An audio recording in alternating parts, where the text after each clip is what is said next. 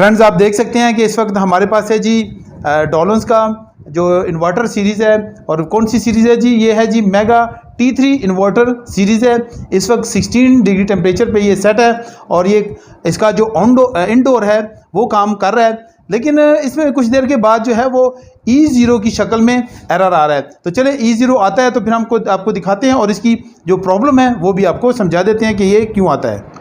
अब यहाँ पे आप देख सकते हैं कि जो यूनिट है वो E0 एरर जो है वो शो करना शुरू कर दिया उसने, और इस वक्त E0 आ रहा है और मुकम्मल तौर पे जो आउटडोर यूनिट है वो स्टॉप है, जबकि इंडोर जो यूनिट है उसकी ब्लोअर मोटर काम किए जा रही है और ये मुसलसल इसी तरह से चल रहा है। तो चलिए हम आपको बताते हैं कि ये एरर क्या होता है। अब यहाँ पे जो मेगा T3 इन्वर्टर सीरीज़ है इसमें क्या मसला हो सकता है कि E0 आ रहा है। तो इसकी जो मेन सप्लाई होती है पहले इंडोर यूनिट में जाती है, फिर उसके बाद आउटडोर यूनिट में आ रही होती है। अब यहाँ पे एक पूरा प्रोसीजर होता है। पहले तो एक प्रोसीजर ये होता है कि इसका जो PCB है उससे आउट निकलती है, वो भी मैं आपको दिखा देता हूँ आगे चल के वीडियो में। लेकिन सबसे पहले जो मेन चीज़ है वो आपने क्या चेक करनी है कि आपने इसकी वायरिंग चेक कर लेनी है। अगर तो नई इंस्टॉलेशन कर रहे हैं तो फिर भी ये देखें, ये जो 1N L और अर्थिंग है इनकी वायर कनेक्शन आपने बिल्कुल प्रॉपर करने हैं। और जो कलर कोड आप यूज़ कर रहे हैं वायर्स का, तो सेम आपने क्या करना है, आपने आउटडोर के साथ अटैच करना है। देखें यहाँ पे मैंने भी सेम ही अटैच किया है। और अगर इसमें कोई गलती होगी, एक भी वायर, ये ख़ास तौर पे इन तीनों वायरों में से कोई भी एक वायर आपने गलत लगा दी, उसकी पोजीशन गलत कर दी कलर कोडिंग, तो ये आपको मसला आएगा और प्रॉब्लम होगी। इसके अलावा अगर कोई लूज़ कनेक्शन हो जाए, देखें ये देखें जैसे कि मेरी ये वायर है, देखें लूज़ कनेक्शन पड़ी है। तो अगर इस तरह से लूज़ कनेक्शन, कोई भी एक वायर इसमें लूज़ कनेक्शन होगी तो ये पॉसिबिलिटी मौजूद है कि यूनिट जो है वो आपको E0 एरर देगा। और इसके अलावा मैं आपको दिखाता हूँ कि इसके इंडोर में स्विचिंग का क्या मैटर हो सकता है, क्या मसला हो सकता है, वो भी आपको दिखा देते हैं। अब यहाँ पे ये जब E0 एरर आएगा तो ये एक इंडोर PCB का भी फॉल्ट हो सकता है। लेकिन किस तरह से क्या क्या चीज़ ख़राब हो सकती है, तो देखें यहाँ पे इसके अंदर ये लगी हुई है जी, एक स्विचिंग रिले लगी हुई है। तो ये बड़े वाली जो ब्लैक आपको चीज़ नज़र आ रही है इसको रिले कहते हैं। ये एक स्विचिंग रिले है, ये स्विच करती है जिस तरह आम एक स्विच होता है, आप तो उसको हाथ से ऑन ऑफ करते हैं, लेकिन इसको जो है PCB या माइक्रो कंट्रोलर इसको ऑन ऑफ स्विच करता है। तो इस तरह से ये जो इलेक्ट्रिक है वो यहाँ से इस तरफ शिफ्ट हो जाती है और ये शिफ्ट होकर देखें इसके आउटडोर जो है वो आउटडोर की तरफ चली जाती है। और ये रही इसकी मेन सप्लाई, और यूँ ये जो है फंक्शन होता है। अगर ये फंक्शन कंप्लीट नहीं होगा तो फिर ये E0 एरर आएगा, क्योंकि आउटडोर का PCB ही काम नहीं करेगा। अब यहाँ पे इसके अलावा भी एक और चीज़ हो सकती है। तो देखें यहाँ पे ये ऑप्टोकपलर लगे हुए हैं PCB के अंदर, तो ये ऑप्टोकपलर ख़राब हो जाएं और इसका ये सर्किट इस तरफ भी और इसकी दूसरी साइड से मैं आपको शो कर देता हूँ। तो देखें, ये देखें जी, ये तमाम डायोड्स वगैरह लगी हुई हैं यहाँ पे। तो ये पूरा एक सर्किट है जो कि एक कम्युनिकेशन सर्किट क्रिएट करता है। अगर ये सर्किट किसी वजह से ख़राब हो जाता है, इसमें कोई एक डायोड ख़राब हो जाती है या फिर ये रेजिस्टेंस या ये ऑप्टोकपलर्स किसी वजह से ख़राब हो जाते हैं, तो फिर आपको ये E0 एरर ही आएगा। इसके अलावा मैं आपको ये भी बता देता हूँ कि जब E0 एरर आएगा तो इसकी एक और बड़ी वजह ये हो सकती है कि देखें ये वायर आपको नज़र आ रही है, ब्लैक वायर नज़र आ रही है, लेकिन इसके साथ देखें यहाँ पे एक सेंसर भी लगा हुआ है और ये एक PTC सेंसर है। अगर ये किसी वजह से ख़राब हो जाता है, इसकी जो ओम्स वैल्यू है वो बहुत ज़्यादा बढ़ जाती है, किलो ओम्स में चली जाती है, तो फिर भी ये आपको मसला देगा। नॉर्मली जो इसकी वैल्यू होती है वो 10 ओम्स, 20 ओम्स या 30 ओम्स तक होती है। अगर इसके दरमियान है तो ये बिल्कुल ठीक है।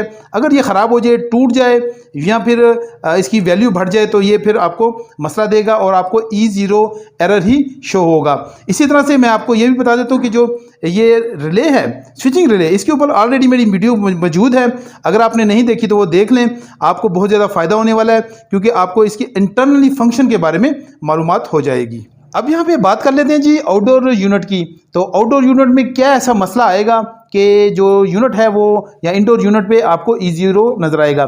तो चले, ये जो एक PCB का फॉल्ट हो सकता है, तो इसमें PCB में क्या क्या ख़राब होगा वो आपको बता देते हैं। तो इस PCB को हम यहाँ से निकालते हैं और आपको तमाम तफसील दे देते हैं। अब यहाँ पे PCB के बारे में बताने से पहले मैं आपको ये भी बता देता हूँ कि अगर इसका ये देखें यहाँ पे रिएक्टर लगा हुआ है, तो ये रिएक्टर क्या होता है, इसके ऊपर ऑलरेडी मेरी वीडियो मौजूद है, अगर आपने नहीं देखी तो वो ज़रूर देख लें।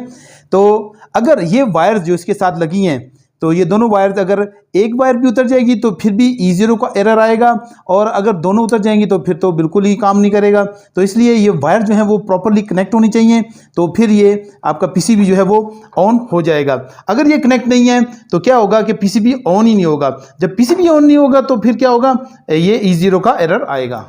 अब यहाँ पे बात कर लेते हैं जी कि आउटडोर के पीसीबी की, कि इसमें क्या क्या फॉल्ट आ सकता है कि E0 एरर जो है वो आएगा। तो सबसे पहले तो आपने चेक करना है कि जो इलेक्ट्रिक है यहाँ पे आ रही है वो प्रॉपर होनी चाहिए और पूरी होनी चाहिए।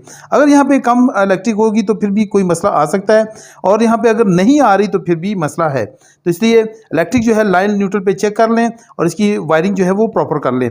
इसके बाद जो अगला मसला आ सकता है, तो देखें यहाँ पे एक फ्यूज़ लगा हुआ है, अगर ये फ्यूज़ बर्न कर जाता है किसी वजह से तो ये मसला आएगा, और ये जो पीसीबी है वो बिल्कुल काम नहीं करेगा और ये मसला आपको देगा। इसके बाद यहाँ पे देखें इसका पूरा एक फ़िल्टरिंग सिस्टम लगा हुआ है, तो फ़िल्टरिंग सिस्टम के बाद जो है वो एक पीटीसी सेंसर लगा हुआ है। तो पीटीसी सेंसर जो कि एक मैंने पहले भी इंडोर में भी दिखाया, वो एक छोटा पीसीबी वो सेंसर था, लेकिन ये यहाँ पे जो है वो बड़ा सेंसर लगा हुआ है, और इसकी वैल्यू जो होती है वो 50 ओम्स या 50 ओम्स होती है। अगर इसकी भी वैल्यू सेम उसी तरह से बढ़ जाती है और किलो ओम्स में चली जाती है तो फिर ये मसला आएगा और यूनिट जो है वो आपको E0 ही एरर देगा। इसलिए इसकी जो वैल्यू है वो कम से कम होनी चाहिए, 50 ओम्स, इससे ज़्यादा नहीं होनी चाहिए। अब यहाँ पे इसके अलावा क्या हो सकता है कि अगर इसकी ये हाई साइड कुछ भी यहाँ पे कैपेसिटर अगर ख़राब हो जाए तो फिर भी E0 ही एरर आएगा और ये पूरा यूनिट ही काम नहीं करेगा। अगर इसकी रेक्टिफिकेशन है वो ख़राब हो जाती है, डायोड ख़राब हो जाती है, IGBT ख़राब हो जाता है, तो फिर भी आपको ये यूनिट जो है वो काम नहीं करेगा। जो स्विचिंग नहीं करेगा तो फिर ये जो है वो आपको E0 ही मसला देगा। इसके अलावा IPM जो है ये अगर फॉल्टी हो जाता है, ख़ास तौर पे हाई साइड से, तो हाई साइड से अगर ये फॉल्टी होता है तो फिर आपको E0 आ सकता है, क्योंकि हाई साइड से ये फॉल्टी होने की सूरत में क्या होगा, फिर से ये पीसीबी जो है वो मुकम्मल तौर पे काम नहीं करेगा। तो इस वजह से इसका भी मसला आ सकता है। इसके अलावा इसकी और क्या वजह हो सकती है तो वो मैं आपको बता देता हूँ। तो देखें यहाँ पे इसकी ये स्विचिंग रिले है, ये ऑन हो जाती है और इसके बावजूद भी एरर आ रहा है, तो फिर इसका हो सकता है जी एरर, ये कम्युनिकेशन एरर। तो कम्युनिकेशन क्या है जी, ये कम्युनिकेशन सर्किट। तो कम्युनिकेशन सर्किट जो है वो प्रॉब्लम में आ सकता है। तो ये देखें ये इसके ऑप्टोकपलर्स लगे हुए हैं और ये पूरा ये सर्किट जो है वो इसी काम के लिए लगाया गया है। और इसके अलावा मैंने जो इंडोर में आपको पीटीसी सेंसर दिखाया था, इसके अंदर भी देखें ये ग्रीन कलर का जो है ये पीटीसी सेंसर है। अगर ये किसी वजह से ख़राब हो जाता है तो यहाँ पे ये मसला आएगा और E0 ही एरर शो होगा। इसके अलावा एक और वजह हो सकती है इसके जो है वो E0 शो करने की, तो वो वजह है जी इसका SMPS सिस्टम। तो SMPS जो है वो इस चीज़ के लिए होता है कि ये तमाम जो हाई वोल्टेजेस हैं इनसे लो वोल्टेजेस जनरेट करके, तो यहाँ पे IPM इसके माइक्रो कंट्रोलर और जितने भी छोटे कंपोनेंट्स हैं उनको ऑपरेट किया जा सके। तो अगर ये किसी वजह से इसका स्विचिंग IC जो है वो ख़राब हो जाए या फिर ये SMPS या चॉपर किसी वजह से ख़राब हो जाए तो ये फिर भी आपको E0 ही एरर देगा, क्योंकि ये पीसीबी ही काम नहीं करेगा। तो जब पीसीबी काम नहीं करेगा तो E0 एरर आएगा। अब यहाँ पे देख लेते हैं कि इसका स्विचिंग IC का नंबर क्या है, थोड़ा सा इसके लिए जूम कर लेते हैं और देखते हैं कि क्या है जी। तो ये है जी TNY 278PN। तो ये इसका स्विचिंग IC है। अगर ये किसी वजह से ब्रस्ट कर जाता है या फिर ख़राब हो जाता है तो ये आपको प्रॉब्लम देगा। इसलिए इन तमाम चीज़ों को चेक कर लें। तो मुझे उम्मीद है कि अगर ये इनमें से आप कोई भी एक ऐसा फॉल्ट आया हुआ है जो मैंने एक्सप्लेन किए हैं तो फिर आप उनको ठीक कर लेंगे और ठीक करने के बाद जो है वो एरर जो है वो ख़त्म हो जाएगा।